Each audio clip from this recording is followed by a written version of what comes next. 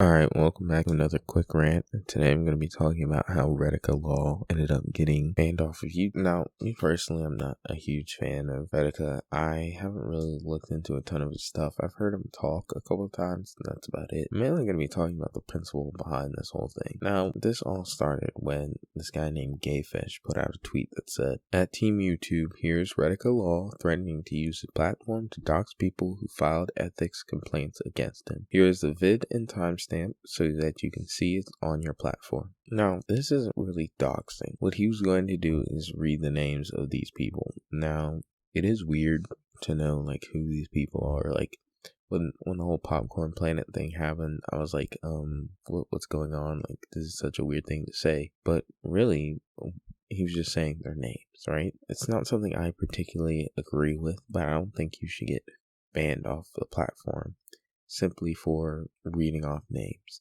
I think that's ridiculous. But he did end up getting banned off of YouTube. Now, Gamefash came into a Discord, some server, and this screenshot came up of him saying, "I can confirm this happened because of his stream in which he read out the names of people who filed ethics complaints against him and directed people to his locals page where he would be posting full docs.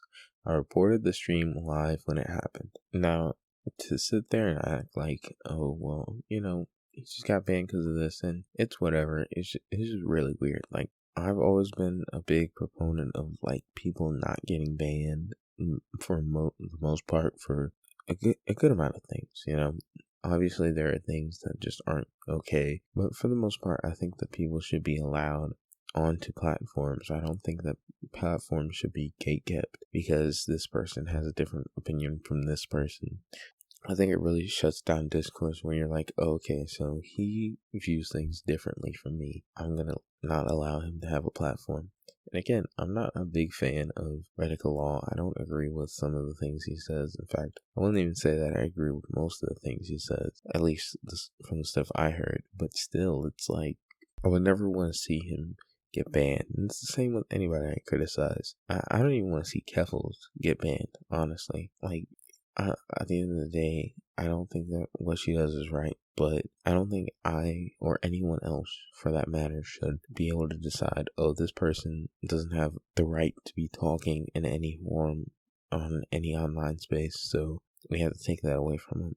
I just feel like it's so wrong. I don't know if I'm pretty sure I'm not the only one who thinks that, but like, you're just gonna say, okay, well, because we can't see eye to eye, that means that you must be a bad person. And I covered this a little bit in the internet debate thing, and it really has happened like a ton more.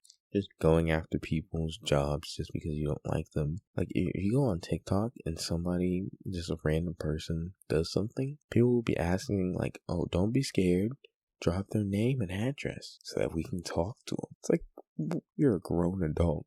And you're sitting here like, oh yeah, I'm gonna get this person stocks. We're gonna set this guy straight. Like, at what point does the self-awareness kick in of like, wow, I just asked for somebody's stock for the sole purpose of just coming after them? I don't know. Maybe I'm just missing something here. Like, when I think about it, I'm just like not taking something into account here. But I really couldn't see.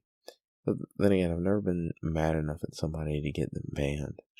I think with the Sneeko video, even though I stated it multiple times, people still thought that, like, just because you can criticize somebody and not want them to lose their livelihood. And it's unfortunate that Sneeko got banned. I thought that a lot of the things he was saying were just messed up. The things that he was saying about Jewish people particularly were some of the most egregious stuff I've heard from a more mainstream YouTuber. But that doesn't mean I wanted him banned. I just wanted somebody to be like, hey Sneeko, this and this is wrong. Okay, you're wrong for saying this. Boom, boom, boom. Not, what ended up happening. Because I guarantee you, he moved to that Nick Fuentes platform. He's streaming on there.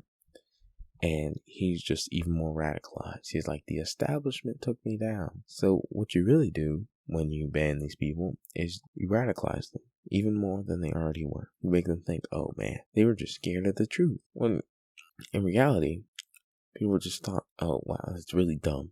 But these people aren't really thinking straight. They're just, sort of saying things. And then when they get, whatever type of consequence towards them, sometimes they'll just be like, oh, okay, well, it's this group trying to silence me, or it's that group, or it's the Illuminati, just crazy stuff. Now, I'm not saying that this is what radical law is saying, but I'm saying that banning someone or working to get them banned helps literally no one, like, at all. Like, it doesn't help Redico. It doesn't help, like, the people that he was going to dox, quote unquote, because I guarantee you still has his Twitter, right? So if he was really trying to dox people, which he's not, I don't agree with putting people's names out there, but it was already public information. Like, it's different from the Popcorn Planet thing where he would have to go look for it and, like, have people fund him to go look for it. He was just reading stuff off a court document that was public. But I think that fully covers all I have to say on the subject. Thank you all for watching. Goodbye.